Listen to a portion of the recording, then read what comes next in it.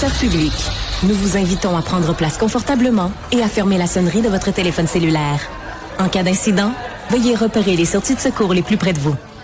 Bon divertissement. 1, 2, 1, 2. OK, c'est bon, on peut y aller. Sophie Durocher. Elle met en scène les arts, la culture et la société. Une représentation pas comme les autres. Sophie Durocher. Bonjour tout le monde, j'espère que vous allez bien. Écoutez, ça fait des années qu'on parle de ce sujet-là. C'est pas tout le monde qui est d'accord sur le taux d'alcoolémie permis quand on prend le volant au Québec. Vous savez que au Québec, pour l'instant, on fait cavalier seul à 0.08, alors que dans les autres provinces canadiennes, c'est abaissé à 0.05. Mon prochain invité, lui, est absolument furieux contre le gouvernement Legault, qui semble parler des deux côtés de la bouche. On va avoir un petit peu plus de détails en lui parlant. Antoine Bittard, qui est père de Jessica.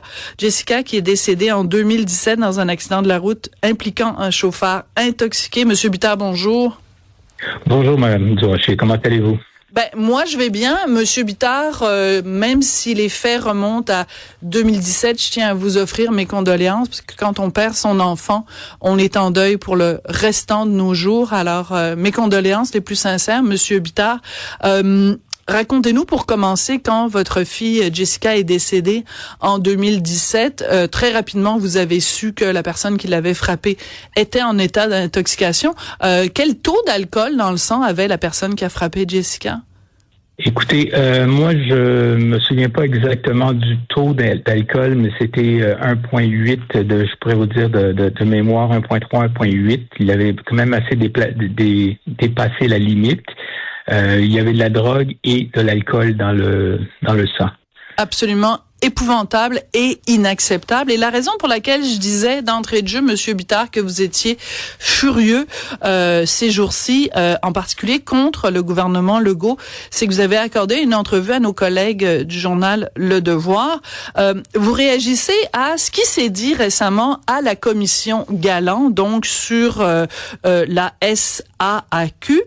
On a appris lors de différents témoignages que Éric Ducharme, qui est à la tête de la SAQ, lui était en faveur de l'abaissement du taux d'alcoolémie à 0.05. Pourquoi ça vous met de mauvaise humeur, Monsieur Bittard? Écoutez, c'est quand même un sujet émotif. Oui. Écoutez, vous savez, quand on a commencé à faire ce débat, on entendait, les gens nous disaient, vous savez, la SAQ est d'accord pour, mais ils n'ont pas le droit de parler, ils n'ont pas le droit de commenter au gouvernement. Ce que vous devez faire, c'est d'amener ça sur le plancher de l'Assemblée nationale. C'est pour ça qu'on a commencé à faire les pétitions, la première avec Monsieur Carlos Letao et la deuxième avec Monsef Déragi.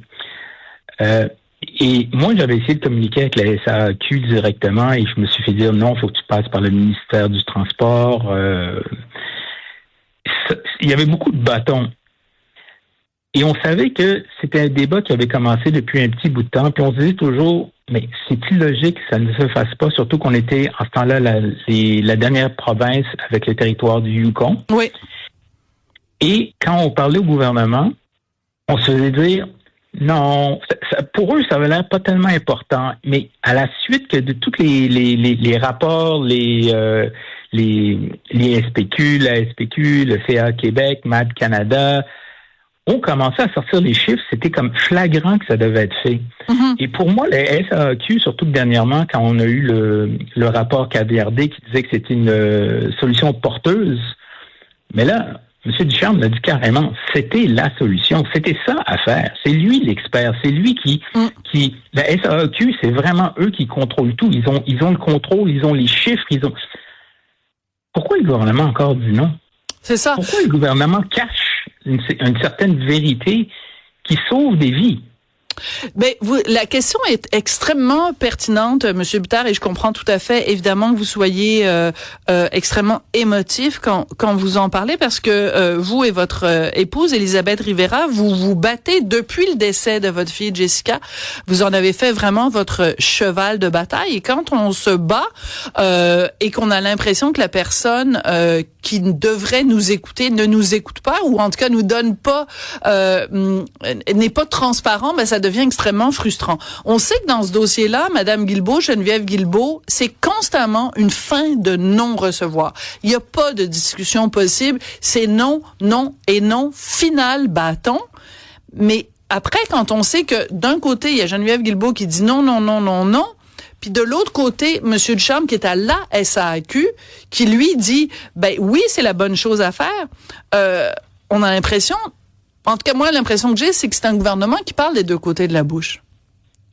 Ben, c'est, à mon avis, un gouvernement qui cache quelque chose ou qui a de l'intérêt personnel pour ses députés, autre que le bon sens et la sécurité des Québécois. Ça n'a aucun sens. Vous savez, même le coroner, le dernier coroner qui a dit que si le 0.05 aurait été en fonction, cette personne-là aurait été en vie. Voilà. C'est inacceptable. C'est les raisons pourquoi le gouvernement ne le fait pas. Vous savez, ils nous disent on a les mesures les plus strictes au Québec. La tolérance zéro, d'accord. Tolérance zéro, c'est très bien pour les jeunes, mais après, vous leur laissez pouvoir avoir une collision mortelle, parce qu'à 0.05, tu as 4 fois plus de chances d'avoir une collision mortelle. C'est comme si tu disais à un enfant, voici un pistolet, c'est dangereux, mais après l'approbation, je te mets 4 balles dans le barillet, puis va t'amuser. Vous savez, le danger est là. Ouais. Puis après, ils disent, mais 1 kilomètre à vie après la deuxième infraction. Ben, pourriez-vous me dire combien de personnes ce contrevenant a tué, a blessé, combien de dégâts il a pu faire, combien de vies il a brisé? On est en retard. Il faut que ce soit des mesures qui sont en amont, en avant. Voilà, exactement. On veut pas pleurer. C'est ça, on veut pas pleurer nos morts, on veut les prévenir. Vous avez tout à fait raison, et c'est une formule choc, et vous avez entièrement raison. C'est comme si le gouvernement nous disait, ben attendons que quelqu'un tue quelqu'un d'autre, puis après ça, on va prendre des mesures pour s'assurer qu'ils se conduisent de façon respectueuse et intelligente sur la route. Ce que les gens en faveur du 0.05 disent, c'est non, il faut prévenir, il faut empêcher ça. Alors, je veux juste revenir parce que c'est important, vous l'avez mentionné, ce rapport du coroner qui s'est penché sur un cas, évidemment, de quelqu'un qui est décédé à cause de l'alcool au volant. Si, en effet, le chauffeur, si en fait les règles avaient été à 0.05, cette mort n'aurait pas eu lieu. Mais je veux attirer l'attention des gens qui nous écoutent sur un autre rapport aussi qui allait plus loin et qui disait que si on abaissait de 0.08 à 0.05, c'est entre 3 et 9 vies par année qu'on pourrait sauver. Alors, moi, je serais prête.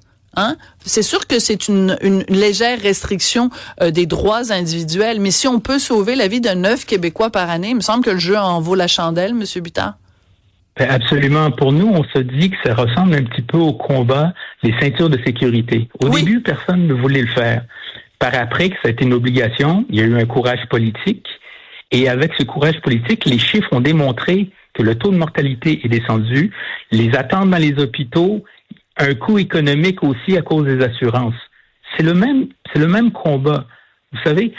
Et surtout que les jeunes aujourd'hui sont de plus en plus, ils font de plus en plus attention. Nous, quand on va leur parler, ils nous arrivent, ils nous disent oui, nous on fait attention. C'est une prévention et c'est un moyen, vous savez, c'est comme on dit. C'est quand on va à l'école, le premier jour, on ne devient pas un génie. Nous, ce qu'on dit, c'est qu'en mettant le 0.05, avec le nombre d'années qui va se passer, il y aura moins de récidivistes, il y aura beaucoup moins d'accidents. C'est quelque chose qui est tellement facile à faire et tellement, il y a pas de débat pour moi, il n'y a aucun débat. C'est pour ça que c'est dur le combat qu'Elisabeth et moi on fait, parce qu'on se bat contre un gouvernement qui nous dit non, qui nous donne des raisons qui ne fonctionnent pas, et il nous regarde et il rit de nous. Et c'est ça qui me fâche, c'est qu'il rit des victimes, il rit des gens qui ont passé une tragédie. Et ça devrait pas se faire. C'est un gouvernement responsable. Je veux partager avec vous, Monsieur Bittard, vous avez entièrement raison, je ne peux qu'acquiescer. Et d'ailleurs, les gens qui nous écoutent réagissent fortement à ce que vous dites. Il y a Vincent de Montréal qui nous écrit « Conduire est un privilège, pas un droit acquis. Je suis peut-être peureux, mais j'ai peur des facultés affaiblies par l'alcool pour les autres et pour moi. Alors moi, je suis à 0% lorsque je prends le volant. » Ben c'est sûr que c'est préférable. C'est préférable de dire à partir du moment où je prends ne serait-ce qu'un verre, ben je ne prends plus le volant. C'est peut-être pas réaliste demain matin de demander ça à l'ensemble de la population, mais déjà à 0.05, on élimine évidemment la présence de beaucoup de gens sur la route. Il va y avoir des élections en 2026. Est-ce que vous portez plus d'espoir sur d'autres partis politiques que la CAQ pour finalement faire aboutir le 0.05? Écoutez, le combat qu'on a, c'est pas un combat politique. Alors, on se bat contre la CAQ parce que la CAQ est au pouvoir et c'est eux qui ont ce pouvoir et à mon avis, cette obligation de le faire. Mais depuis 3 à 4 ans, nous avons toujours eu le support du Parti libéral du Québec. Ça a commencé par Carlos Letao et par M. Monsef Deradji. Oui. Monsieur Deradji, tout de suite, après la commission, est arrivé à demander, a voulu faire un amendement à la loi. Tous les partis de l'opposition ont voté pour et je dis bien tous, de la CAQ, non, automatique. Ils ont suivi la ligne de parti.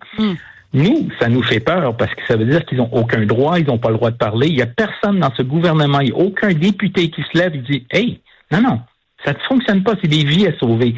On doit vraiment changer. » Alors, on voit que la CAQ, ça changera pas. Je veux dire, à moins qu'ils ont le courage politique de laisser un legs important au Québec, j'ai des doutes. Le Parti libéral nous a toujours supportés. Il y a eu M. Grandmont aussi de Québec solidaire qui au commencement qu'on a fait les amendements et tout, était là aussi. Mais j'avoue que le Parti libéral progresse beaucoup. Monsef Deradji ne lâche pas. Il a son projet de loi, le 694, qui est dans les tablettes, tous les députés ont accepté de le recevoir. Il s'agit maintenant de le sortir. Les meilleures chances qu'on a, c'est sûr que ça va être le Parti libéral du Québec. Nous, on a communiqué avec les candidats en leur demandant leur position. J'attends leur réponse. Je sais que M. Blackburn, j'ai pu lui parler. Il m'a dit, je vais regarder le tout. Il a pris le temps de bien s'occuper, de poser toutes les questions. L'équipe de Pablo Rodriguez veut nous rencontrer. Alors, voyez-vous, il y a des signes. Monsieur Millard, j'ai eu une lettre me disant que vous allez avoir une réponse écrite bientôt. D'accord. Alors, il y a une ouverture. Il y a une ouverture, mais ce que je note évidemment, c'est quand les membres du gouvernement votent en bloc, évidemment, ils respectent la ligne de parti. C'est donc cet entêtement de la CAQ à ne pas vouloir abaisser et passer de 0,8 à 0,5. Mais je reviens à ça, c'est ça qui est choquant, c'est que le PDG de la SAQ lui-même est favorable à 0,05 et d'ailleurs de nombreux rapports de coroner ou autres montrent aussi les bienfaits que ça pourrait être à 0,05. Alors évidemment, les élections sont pas tout de suite. Avant les élections, avant un changement de gouvernement ou avant un changement de position de la part de la CAQ, qu'est-ce qu'on peut faire concrètement? Mettons que moi, je suis une citoyenne, je suis une citoyenne ordinaire, mais mettons que je veux faire pression pour que on passe au 0,05. C'est quoi ma marge de manœuvre? Qu'est-ce que je peux faire concrètement, M. Bittard? Écoutez, nous, ce qu'on dit, c'est de mettre de la pression sur les députés de l'Assemblée nationale. Et sur le faire. Ce qui est étrange, c'est qu'il y a déjà eu un sondage qui dit que plus de 60% des Québécois sont d'accord. Et avant, M. Legault disait à plus de 50, on va le faire. Maintenant, à plus de 60, il ne veut pas le faire. Après tous les rapports, sachant qu'on est la dernière province. Et j'ai la dernière juridiction parce que l'année dernière, j'ai parlé avec les gens du Yukon et ils m'ont dit non, nous, on va mettre un taux faible. Ils veulent pas mettre un 0,05 parce qu'ils veulent pouvoir le descendre parce que c'est quand même quelque chose de grave. Et la dame m'a dit, mais pourquoi vous vous battez? Je dis, je dois me battre. Il me dit, nous, quand on a mis dans la loi, dans le projet de loi avant qu'il ait été voté, quand on a mis la sanction administrative, il n'y a pas eu aucun débat. C'est pour sauver des vies, c'est tout à fait naturel. Alors, c'est pour ça qu'on dit, il faut que le citoyen puisse partager, premièrement, l'appui au 0.5, mais à écrire aux députés et leur dire, écoutez, sortez le projet de loi 694 qui va descendre les taux de 0.08 à 0.05. Mais de plus, il y a quelque chose de très, très, très important que je dis souvent, c'est qu'il faut donner au corps policier les moyens de l'appliquer. Parce que si on a une loi, mais qu'on n'a pas les moyens de l'appliquer, elle sert absolument à rien. Monsieur Bittard, je vous salue, je salue votre combat pour la justice et un combat pour la vie au final, c'est ça. Sauver des vies, c'est un combat très noble et encore une fois, toutes mes pensées, je suis sûre qu'à chaque fois que vous prenez la parole, ça remue des moments difficiles, donc j'apprécie beaucoup que vous le fassiez aujourd'hui pour les auditeurs et les auditrices de Cube. Antoine Bittard, je rappelle que votre fille Jessica est décédée en 2017, victime d'un chauffeur. Vous m'avez dit à peu près 1,8 de taux d'alcoolémie. Dans vos souvenirs, en tout cas. Mais de toute façon, c'était largement au-dessus de la limite permise. Merci de votre combat, Monsieur Bittard. Merci beaucoup, Madame Durocher. Je veux juste vous dire merci beaucoup à tous les journalistes et tous les journaux qui continuent d'en parler, qui continuent d'une certaine manière à faire sortir cette incohérence au gouvernement. Alors, merci beaucoup. Je peux juste vous dire, sans rien révéler, vous lirez le Journal de Montréal demain. Merci, Monsieur Bittard. Merci beaucoup. Bonne journée. Au revoir.